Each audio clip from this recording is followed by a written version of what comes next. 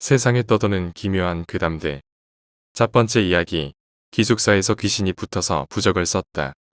저는 자주는 아니고 가끔씩 이상한 것들이 눈에 보이는 평범한 청년입니다. 친구들하고 무서운 이야기를 하다가 갑자기 적고 싶어서 제가 겪었던 일들을 올리려고 합니다. 이번에 쓸 이야기는 대학교 괴담에 등장하는 귀신에 대한 이야기입니다. 일단 이야기를 쓰기 전에 괴담에 대하여 먼저 쓰도록 하겠습니다. 제가 입학한 지 얼마 되지 않았을 때였습니다. 선배들이랑 술을 마시는 도중에 선배 중 한 명이 학교 괴담에 대하여 아냐고 물어보고 모른다 하니 괴담을 말해준다고 하였고, 평소 무서운 이야기를 좋아하는 저는 알겠다고 하였습니다. A동이랑 B동에서는 베란다에서 빨간색 부분 보입니다. 그 부분에서 밤이 되면 가끔씩 빨간 옷을 입은 여자가 웃으면서 춤을 춘다는 이야기가 있다고 합니다. 그런데 예전 어느 날 C동에서 한 사건이 일어났다고 합니다. C동 4층의 한 호실에는 1학년 A양 1명, 2학년 C양, D양 이렇게 3명이서 방을 쓰고 있었습니다. 어느 날 A양이 방에 들어와서는 D양에게 다짜고짜 언니 빨간색 코트 있어? 라고 물어봤다고 합니다. 평소 남에게 자신의 물건을 빌려주기 싫어하던 D양은 없다고 대답하자 거짓말 치지 마. 시발새끼야. 있는 거다 알아. 라고 대답한 뒤 D양의 장롱을 뒤지더니 여기 있었네. 이라며 빨간색의 코트를 집어들고 자신의 몸에 가져다 대며 미친 듯이 웃으며 춤을 췄습니다. 춤을 춘 지 2분 여정도 지났을까 춤을 추던 A양은 비토를 하며 쓰러졌고 얼마 되지 않아 구급차가 왔습니다. 구급대원들이 A양을 부축하며 현관 앞으로 가서 신발을 신으라 하자 A양은 신발에 발이 다 껴져 있는데 무슨 신발을 신어요? 라고 대답을 했다고 합니다. 이야기는 이것으로 끝이지만 제가 재학 중일 때는 C동 5층이 실제로 회사층이었습니다. 회사층을 이용한 괴담일지 실제로 일어난 일이었는지는 모르겠지만 저는 후에 어떠한 일들을 겪고 후자라 생각했습니다. 내가 기숙사 괴담에 나오는 그녀를 처음 본 것은 1학기 초기였다. 기숙사 방 하나당 4명이서 방을 쓰는데 그날은 룸메이트들이 전부 신입생 환영회를 간 날이었고 나는 1시쯤에 방에 들어갔다. 방 왼쪽 침대 1층에는 술에 절어 먼저 방에 들어온 A가 있었다. 나는 A를 한번 쳐다보고 오른쪽 2층인 내 자리로 올라가서 자려고 엎어졌다. 그런데 뭔가 이상했다. 평소 그 정도 술을 먹으면 바로 골아 떨어지는 나인데 그날은 피곤하고 졸린 와중에도 잠이 안 들어서 엎드린 채로 계속 누워 있었다. 한 3분 정도 그렇게 누워 있었을까? 어느 순간 갑자기 바닥에서 빗자루질하는 소리가 들렸다. 나는 빗자루질 소리를 따라 시선을 옮겼다. 그리고 그곳에는 빨간 옷을 입은 여자가 탁자 주위를 머리카락으로 훑으며 방바닥을 기고 있었다. 나는 몸이 움직이지 않아 몇 분이고 그 모습을 보고 있을 수밖에 없었다. 얼마나 흘렀을까? 여자는 갑자기 반대 방향으로 돌더니 A의 침대 옆에 무릎을 꿇고 상체를 일으켜 세워 10여 분 정도 A를 뚫어지게 쳐다보고 있었고 나는 가위인가 싶어서 몸을 계속 움직이려고 하고 있었다. 그런데 팔이 움직여지면서 베개를 스치고 지나간 순간 베개에서 쓱 소리가 났다. 그리고 소리가 나자마자 여자는 고개를 180도로 돌렸고 나와 눈이 마주쳤다. 그 여자는 나를 보며 사람의 얼굴로는 만들 수 없는 미소를 띄었으며 그 소름 돋는 모습을 보고 나는 정신을 잃었다. 다음날 아침 나는 내가 술을 마시고 기가 허해졌나 라고 생각했지만 그 생각이 깨지기까지는 오래 걸리지 않았다. 잠에서 깬 A가 아침에 일어나자마자 나에게 가위가 눌렸다고 말을 했다. 그 내용은 빨간 옷을 입은 여자가 방을 빙글빙글 돌더니 자신의 옆에서 자신을 노려보아서 계속 자는 척하며 모르는 척을 하고 있었는데 어느 순간 벌떡 일어나서 나에게 뛰어갔다는 것이다. 그러고 나서 자신이 가위에서 풀렸다고 했다. 진짜 무서웠다고 가위를 처음 눌려봤다고 안도하면서 안도의 웃음을 지었고 나는 그때까지는 사태의 심각성을 알지 못했다. 그 여자를 보고 난 뒤 한 달도 지나지 않았는데 또 한 번의 사건이 터졌다. 우리 학교 기숙사는 한 층마다 3개의 호실이 있으며 엘리베이터 옆으로 테라스 형식으로 흡연장이 각 층마다 있다. 나는 8층에 살고 있고 7층에는 과동기 A가 살고 있는데 11시쯤에 나는 담배를 피자며 A를 불렀다. A와 둘이 떠들며 담배를 반쯤 태웠을까? 왼쪽 건물에서부터 그 빨간 옷을 입은 여자가 슬금슬금 걸어 나오기 시작했다. 나의 온몸은 위화감으로 뒤덮였고 A에게 이제 들어가자며 재촉했다.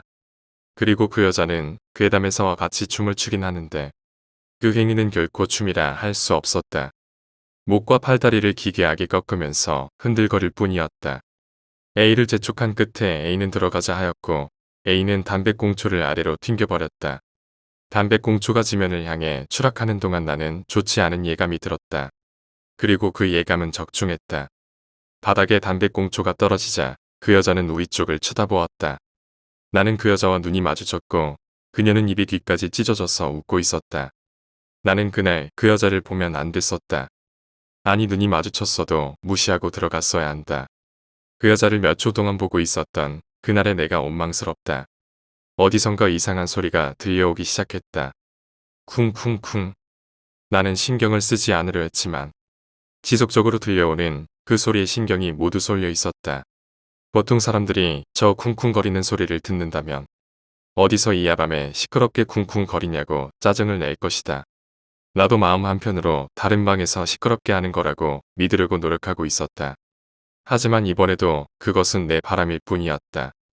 잠시 후 전화기가 울리고 화면에 표시된 이름은 과친구 A였다.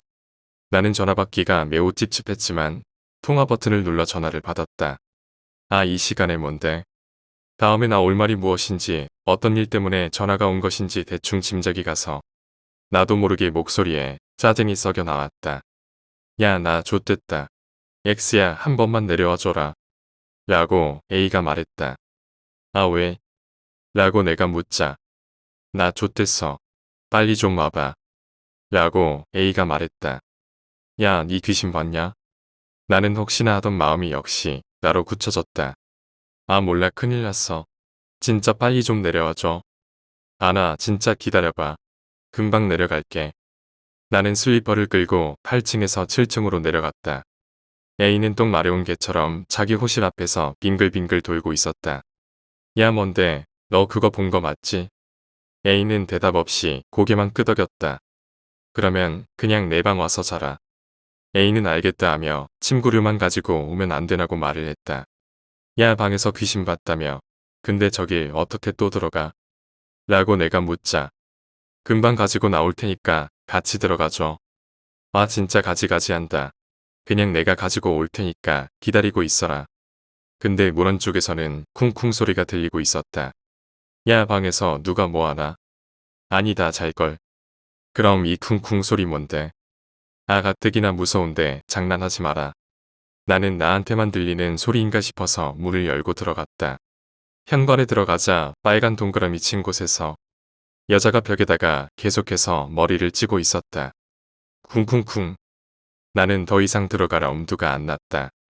그리고 그 순간 현관 센서 등이 켜졌다. 그 여자는 목을 뒤로 젖히고 왼쪽으로 꺾어 나를 쳐다봤다. 진짜 족같고 소름 돋는 얼굴이다. 나는 3초가량 얼어있다가 정신을 차리고 무조건 내 방으로 뛰어 올라갔다.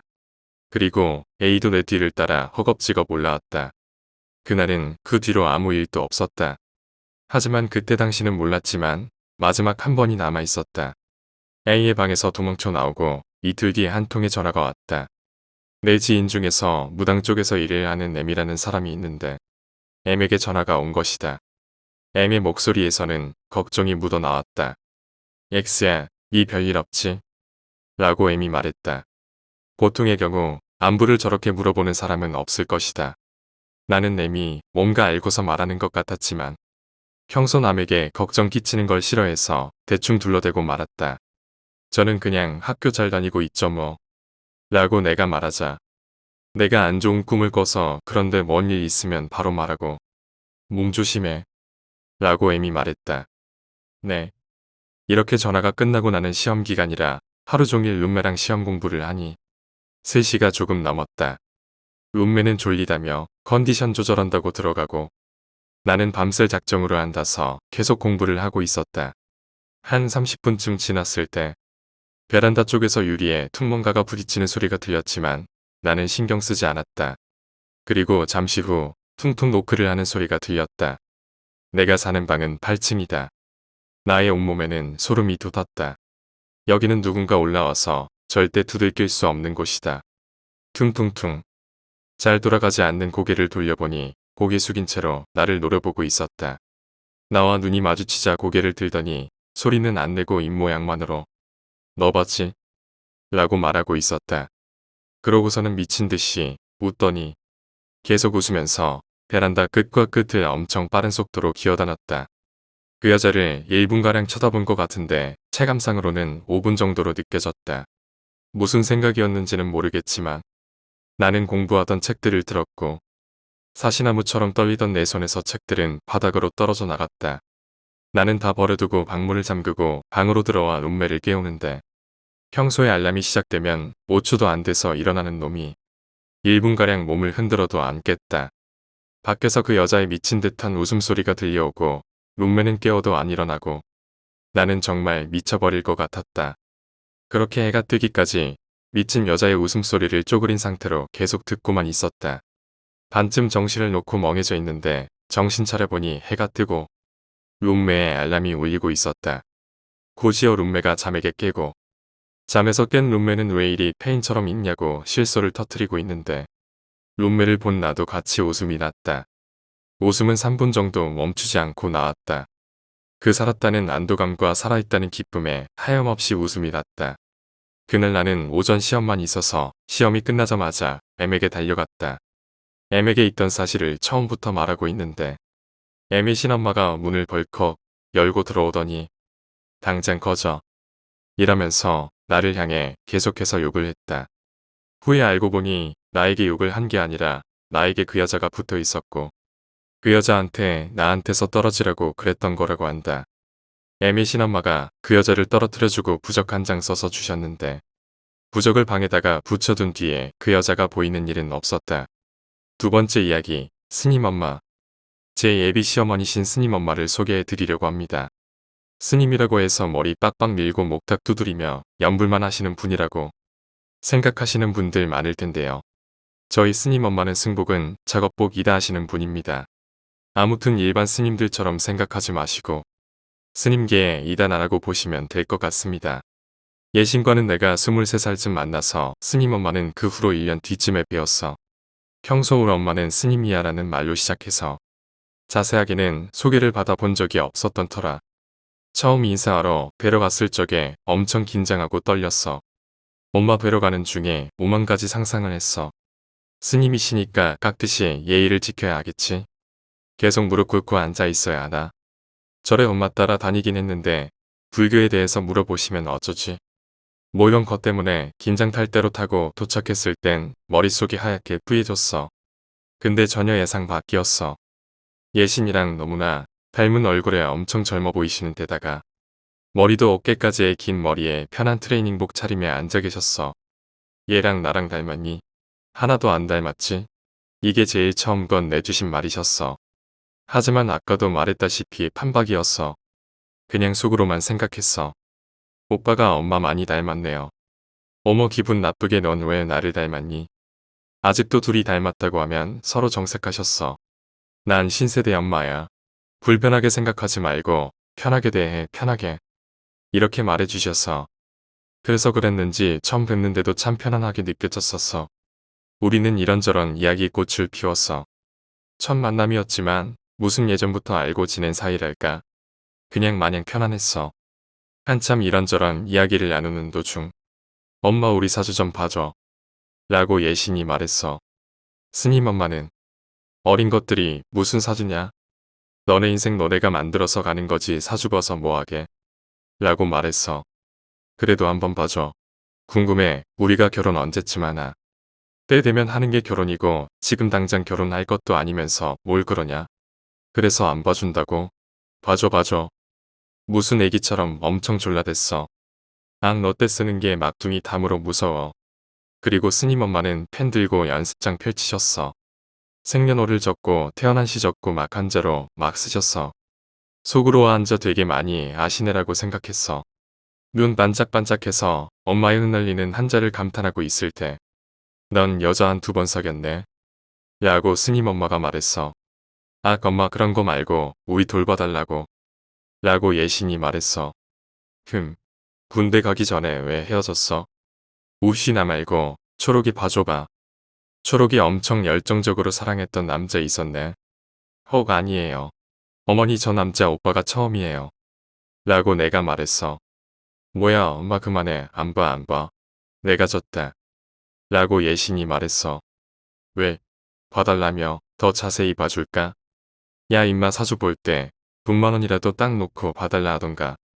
맨입으로 어딜 비싼 사주를 봐달래. 우리 그 뒤로 사주 봐달란 말 안 함 절대 안 했어.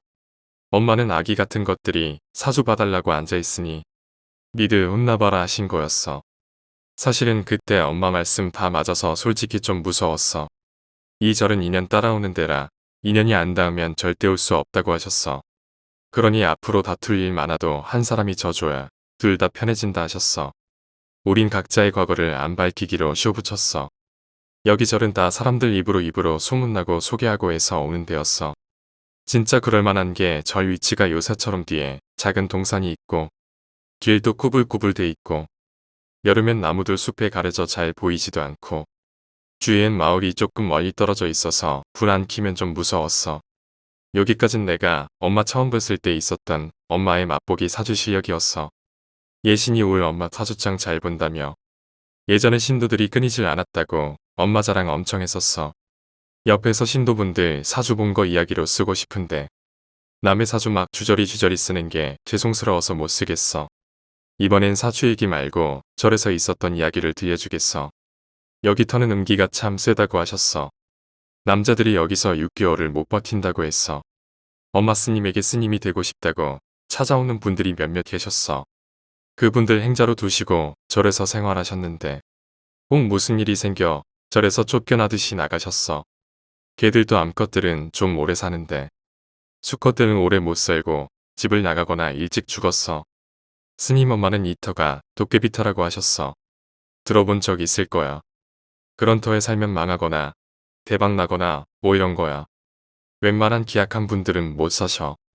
처음에 스님 엄마가 이 절을 짓고 사실 때 예신 둘째 동생이 그 당시 초등학교 6학년이었는데 밤에 자꾸 자다가 창밖을 보면서 뭐라고 중얼중얼거리다 쉬싸고 와서 자고 또 그 다음날 창밖 보고 뭐라 하고 와서 다시 자고 그랬대. 스님 엄마는 제가 자꾸 뭐라고 하나 무슨 목류병에 걸렸나 하고 걱정을 하셨어. 한 번은 엄마가 한 번 뒤에 따라가서 보셨는데 아시오 저 여자 또 왔네. 왜 자꾸 나오라고 해. 나 졸려온데 안 나가 잘 거야. 이랬다고 해. 엄마는 깜짝 놀라서 나가보셨더니 웬 저용 여자가 흰옷을 입고 창밖에서 손짓을 하며 나오라는 신용을 하고 있었고 했어. 이 늦은 시간에 웬 여자인가 해서 가까이 보니 5년 전에 교통사고로 죽은 조카였다고 해. 죽어서 좋은 곳으로 못 가고 주위에서 떠돌고 있으니 마음이 참 아프셨다고 했어. 그 다음 날에 이모님을 불러 천도식을 지내줬다고 했어. 그 후로 그 조카분은 절 주변을 산책을 안 하신대. 다음 이야기는 예신 둘째 동생 지금은 고세되었어. 이 아이 참 맑은 영혼이었어. 말 그대로 때가 안 묻고 참 순진해. 무서운 게 없어. 영가, 귀신 이런 거 절대 안 무서워했어. 절에 키우는 개들이 쥐들을 참 잘 잡아왔어. 처음에 절에서 자는데 천장에서 쥐들이 운동회를 했어. 지들끼리 개주를 하는가 엄청 쿵쿵쿵 거리며 뛰놀았어. 난 천장 무너지는 줄 알았어. 아침에 일어나 나가보면 개들이 쥐 잡아 놓았었어. 스님 엄마 싫어하는 것 중 하나가 쥐였어. 둘째 나와서 쥐 묻어줘. 또 잡아놨다라고 하셨어. 둘째는 터벅터벅 나와서 땅 열심히 파고 곧게 묻어줬어. 죽은 쥐 따위도 둘째에겐 두려운 대상이 아니었어. 단지 무서운 게 있다면 심부름이나 뭐 시킨다고. 스님 엄마의 둘째야. 라고 이름 부르는 소리였지. 절에서 제일 처음에 키웠던 개가 있었어. 삐삐라고 진돗개 믹스였던 하얀색의 분홍색 코 엄청 귀여운 강아지였어. 시장에서 개장사가 이거 진돗개라고 10만원에 싸게 준다고 사가라고 해서 엄마는 진돗개 싸게 샀다고 신나하시면서 사오셨어. 여기서 보면 귀가 좀 얇으신 것 같아. 얇다기보단 그냥 웬만하면 사람 말 의심 안 하시고 다 받아들이시는 편이었어. 내가 손해보더라도 남 손해보게 안 하시는 성격이시기도 했어. 아무튼 그 강아지를 사오셨는데 집에 데려와서 보니 오른쪽 다리를 절었어. 좀 크면 괜찮겠지 했는데 한 달 지나고 2달 지나고 3달 지나고 계속 절고 다녔어. 엄마는 도대체 뭐 때문에 낫질 않나 생각 들어 병원에 데려갔는데 무슨 엑스레이 찍고 무슨 검사를 한다고 하고 그 결과는 다리에 종양이 있다는 거였어. 이게는 얼마 못 산다고 그냥 놓고 가시라고 했다고 했어. 엄만 그렇게 쉽게 못 보낸다고 내가 꼭 살려낸다 하시고 문 박차고 나오셨다고 해. 이제 말씀하시는데 그 검사비 안 받았으면 놓고 오는데 이미 검사비 받고 그런 말에서 꼭 살린다고 결심하셨다고 해. 아무튼 삐삐를 데려오시고 그때부터 엄마는 시간 날 때마다 틈틈이 그 종양이 있던 다리를 주무르셨어. 기치료도 하시는 분이시라. 차가운 기를 빼고 따뜻한 기를 불어넣는 뭐 그런 게 있어. 기는 믿는 분도 있고 안 믿는 분도 있기 때문에 자세히 말 안 하겠어. 3년 동안 거의 맨날 다리를 기치료를 해주셨어. 그러다 보니 엄마 법당에 기도하러 들어가실 때 따라 들어가서 옆에서 기도하는 그런 불심이 있는 게였어. 너무 신기해서 농장에 제보하고 싶었어. 한쪽 다리를 전이 걸을 때마다 절뚝절뚝 걷는 모습이 꼭 인사하듯 꾸벅꾸벅 그런 모습이었어. 앉아있을 때도 종양 때문인지 꾸벅꾸벅 떠는 모습. 그 모습이 부처님께 절하는 듯한 그러한 모습이었는데 그러다 4년쯤 지나선 더 이상 꾸벅꾸벅 떠는 모습도 없어지고 동네 개한테 시집도 갔었는지 새끼도 낳고 그랬어. 그때 엄마가 병원에서 안 데려왔으면 어쩔 뻔했어. 잘만 크고 새끼도 많이 낳아서 잘 사는데 엄마는 삐삐가 엄마 따라 법당에서 부처님께 꾸벅꾸벅 절을 해서 부처님이 도와주셨나 보다 하셨어. 그 후 이제 완전 엄마의 분신처럼 충성심 강하고 불심이 있는 충견이 되었어. 하지만 지금은 삐삐가 없어. 나쁜 놈한테 칼에 찔려 죽었어. 엄마 대신에 죽었다고 엄마가 참 많이 가슴 아파하셨고 참 많이 우셨어. 아직도 삐삐 이름만 들어도 눈물을 글썽이셨어. 세상에 전혀 무서울 거 없는 분이신데 그 이름만 들어도 가슴 아파하셨어. 세 번째 이야기, 보충대 괴담. 내가 현역으로 입대했을 당시 겪은 이야기이다. 때는 숨을 쉬는 것마저도 뜨겁게 느껴지던 8월 중순의 어느 날이었다. 남들보다는 조금 늦은 나이에 입대를 했었던 탓에 박박 미른 머리와 쥐뼛거리며 걷는 품새가 왠지 남들보다 더 창피하게 느껴졌었다. 현재는 폐쇄된 건지 아예 없앤 건지 모르겠지만 그때 당시엔 숫자 3으로 시작하는 보충대가 있었고 난 그곳으로 입대를 했었다. 그곳에선 고작 3일 머물러 있는 게 전부였지만 같이 먹고 자고 하던 친구들과는 거의 반나절 만에 친해지곤 했었다. 입대 1일차 보급품을 나눠받고 생활관에서 잠시 휴식을 취한 뒤 우리는 건강검진을 받으러 가야 하니 교육생들은 각자 자리에 눕지 말고 앉아서 조용히 준비를 하라는 교관의 방송을 듣고 생활관에 앉아 이런저런 이야기꽃을 피우고 있었는데 문득 내 바로 옆자리에 앉은 친구가 입을 열었다. 형 예전에 여기서 병사 한 명이 자살했었대요. 그가 꺼낸 이야기는 어느 부대에나 있을 법한 아주 뻔한 이야기였다. 대부분 친구들은 별 관심이 없는 듯 수첩을 꺼내들어 메모장 한편에 그림을 그리거나 이런저런 낙서를 하기 일쑤였다. 난 평소에 무서운 이야기를 좋아했던 터라 궁금증을 품으며 물었다. 그래, 난 처음 들어봐. 그러자 그 친구는 내게 더 가까이 앉더니 눈을 동그랗게 뜨고서 본격적인 이야기를 시작했다. 수다를 좋아하는 아이인 걸까? 아니면 이곳에 멍하니 있는 것이 지루해 이야기라도 하는 것이 좋아서 다가오는 걸까? 하고 잠시 생각했다. 저기 식당 앞에 연병장이 있고 그 앞에 빨간 건물이 있었는데 보셨어요? 응, 봤어. 대충 들어보니까 안 쓰는 건물이라던데. 얼추 예감은 했었다. 자살을 했다던 병사가 그 건물에서 죽었다는 거구나 하고 말이다. 그 사람이 그 빨간 건물에서 자살을 했대요. 그래서 건물을 폐쇄시켜 놓고 안 쓴다는데 더 충격인 건 뭔지 아세요? 뭔데? 조금 궁금했다. 아니, 듣고 싶었다.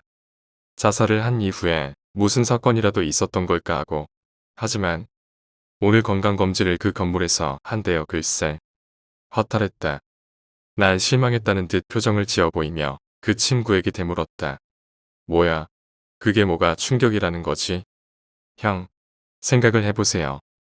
병사가 자살을 한 건물에서 건강검진이란요. 안 무서워요? 내가 대답을 하려던 찰나에 건강검진을 위해 이동을 해야 하니 모두들 건물 밖으로 나와 줄을 서라는 방송이 흘러나왔다. 우리는 마치 암탉을 따라가는 병아리들처럼 옹기종기 모여 건물 현관 앞으로 이동을 했다.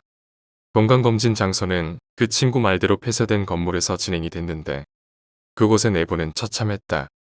온갖 먼지들로 가득 차 있고 바닥에는 하얀 먼지로 뒤덮여 있었다.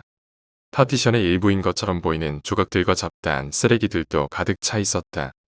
검진은 3층에서 실시되었기 때문에 우린 모두 중앙 계단을 이용했는데 이상하리 많지 계단을 오를수록 시원하게만 느껴지던 그 촉감이 아직까지 생생하다. 마치 에어컨이라도 틀어놓은 것 마냥 그 건물은 정말 시원했다. 그리고 그곳에서 검진이 끝난 사람은 바로 옆에 딸려있는 생활관으로 순차적으로 이동했다. 꽤나 많은 생활관이 그곳에 있었고 한두 명의 인원이 아니다 보니 검진은 자연스레 오래 걸리기 마련이었다. 교관은 검진이 끝난 사람들은 누워있지 말고 앉아서 대기하라고 했지만 통제는 어려웠다. 그 많은 인원들을 하나하나 잡을 수도 없는 노릇이고 검진이 아직 진행 중에 있었기 때문에 결국 포기를 한 것인지 교관은 고개를 푹 숙인 채 우리에게 말했다. 야, 다들 그냥 자. 누워있던 앉아있던 떠들지 말고 그냥 자. 라고. 평소 낮잠이라는 걸 자본 적이 없는 나에겐 곤욕이라 생각했지만 정말 신기하게도 그곳에서 난 거의 눈을 감자마자 잠이 들었던 걸로 기억을 한다. 그만큼 피곤했던 탓일까? 어쩌면 시원한 그 건물의 냉기덕이었을지도 모르겠다. 그리고 2시간쯤 흘렀을까? 모두들 일어나 바깥으로 나와 정렬하라는 교관의 목소리에 잠에서 깬 우리는 다시금 병아리처럼 줄을 지어 건물을 빠져나왔다. 바깥의 공기는 역시나 뜨거웠다. 아지랑이가 올라오는 연병장 한가운데를 바라보다 한숨을 쉬며 이동을 하려던 그때 갑자기 여기저기서 환자가 속출하기 시작했다. 갑작스레 목에 통증이 있다고 한 것이다. 뒷목이 아픈 것도 아니고 턱 아래 부분부터 쇄골 사이까지의 부분이 마치 무언가가 누르고 있는 것처럼 쓰라린 느낌이 든다는 것이다. 문제는 이 증상이 여러 명한테서 동일하게 발생했다는 점이었다. 시간이 지날수록 통증을 호소하는 부위는 겉으로 보일 정도로 벌겋게 올라오고 있었다. 일단 생활관에서 휴식을 취하면서 지켜보자고 했지만 계속해서 통증을 호소하는 탓에 그 친구들은 결국 의무실로 이동했다. 그리고 그 이후로 그 친구들을 보진 못했는데 그날 밤 취침 시간이 되어 자리를 펴고 누웠을 때 문득 내 옆에 있던 그 친구가 내게 섬뜩한 이야기를 꺼냈다. 형, 좀 이상하지 않아요? 뭐가? 아까 환자들 말이에요. 사실 그 건물에서 자살한 병사가 목매달아 죽었다고 했거든요. 하필이면 그 건물에서 그것도 여러 명이 동시에 아까 목 부분만 빨개진 거 봤어요. 줄로 매달았다가 방금 풀기라도 했다는 듯이 자국 남은 거요.